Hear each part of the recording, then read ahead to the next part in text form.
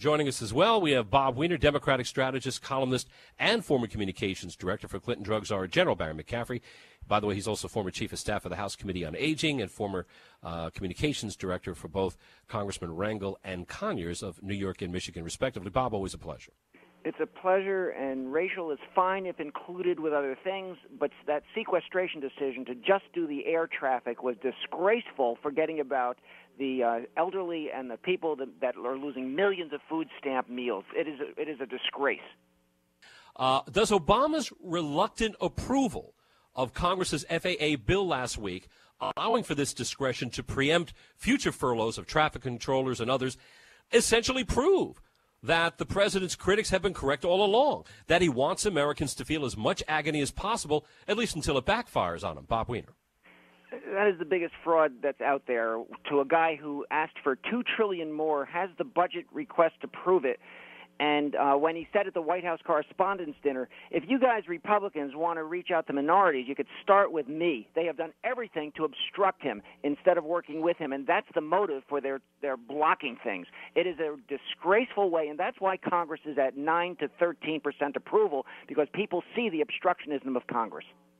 Yeah, but it's a very silly poll reading, because unlike polls on the president where the nation votes on the office, with Congress, the only poll that matters is what percentage of the country is happy with their own representation. And guess what? That poll comes in at 80%. How do I know it? Because 80% of Congress is always reelected, which means 80% of the districts throughout the country are perfectly happy with their own representation. It's the other guy's choice that's so bad. Well, actually, you're empirically wrong if you're looking at polling, because the Democrats got 1.5 million more votes than Republicans in the last election for Congress, and only because of redistricting did the Republicans even win. So on the polling by Americans, the Democrats win way over, and the reason is the Republicans' obstructionism in Congress. That's the fact. You, not you personally, but meaning the liberals, have consistently said that the people who want to stop the Section 5 of the Voting Rights Act, which would reduce the number of Republicans in Congress, that we're racist for doing so.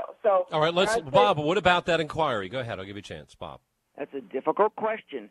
I think, sight unseen, I would probably spread it around as long as the Supreme Court also ruled that the Republicans redistricting for their own benefit would be abrogated also. However, they're not going to do that, and therefore you have to do the affirmative action on the other side.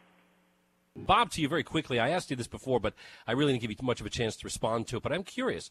Apropos of what we were discussing as far as where the president may have been exposed as it relates to his claims to have no control over discretion where sequestration cuts are concerned versus what seems to have come to pass as a different story.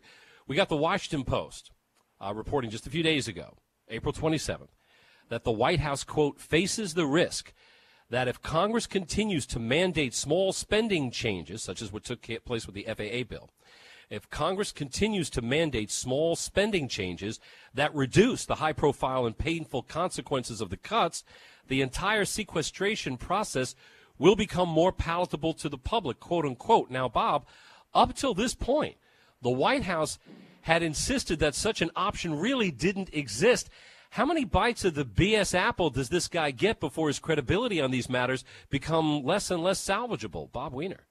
Well, it's a good question, and there may come a point, and maybe we're getting toward it. Some commentators on the Sunday show said that we'll reach a point where he simply will reject the Congress's Band-Aid approach, because you have so much going on in 30% cuts of cancer patients in Medicare clinics, bridges, 40% of the bridges and highways unsafe in this country, the Meals on Wheels, health care. You just can't cut. You just can't cut us away and, lose American leadership, which is what's at risk. They'll go to China for science research, and you can't drive on our roads and stay the leader in commerce the way that we want to. So, and by the way, but this assumes, Bob, but this assumes that there's no other source for additional revenue but needing more taxes. It ignores our government's fiscal mismanagement. It ignores the $350 billion that the Government Accounting Office has pointed out that we misplace through redundant spending each and every year. That's an undercount, Alan. As I mentioned, when I was the spokesman for the House Government Operations Committee, we put a report out saying it was $500 billion. That's in every single year. Go ahead. I challenge you to go find it and actually apply the money in specific ways. When you got people like Harry Reid, who's on record as saying he would not even be willing to cut dollars going to PBS's Cowboy Poetry Festival heard in Nevada, then isn't it fair to say that it's no surprise that a lot of Americans are beginning to take our government less and less seriously? Bob Weiner. Well, there's truth to what you're saying, but the list doesn't end with the redundancies, Alan. When Boehner tells Obama, I agree we should do tax reform, and the ExxonMobil and GE paying zero taxes and the farm subsidies that are absurd and subsidies to sugar and tobacco and things like that, when you have those kinds of things, the oil company subsidies, and you're not willing to take that low-hanging fruit, even when Boehner says you could because the Tea Party and Grover Norquist won't allow you to touch anything that has the word taxes in it, then you're in trouble. And I've never seen it. Makes me very sad. You mentioned my, George Washingtonian time frame that I started in politics. It makes me very sad when I think back to the Bob Michael days. And the days when we had a bipartisan ability to get something done in Congress because people were working for the best of the country. When you do cut redundancies like Obama did with Medicare Advantage because they were getting twice the profit that traditional Medicare got for no good reason, and you get yelled at for $700 billion in savings, and it's every single program has its special interest constituency, and that's what's cutting us back in this But the world. bad faith quality of that argument is that it ignores the fact that the $750 billion that was ostensibly taken from Medicare for the purposes of maintaining its solvency, instead of being reinvested for that purpose in Medicare, instead was sent to fund Obamacare. Well, you can't count the Obamacare same money needs a twice. prescription drug benefit that Bush, by the way, put together that he didn't fund.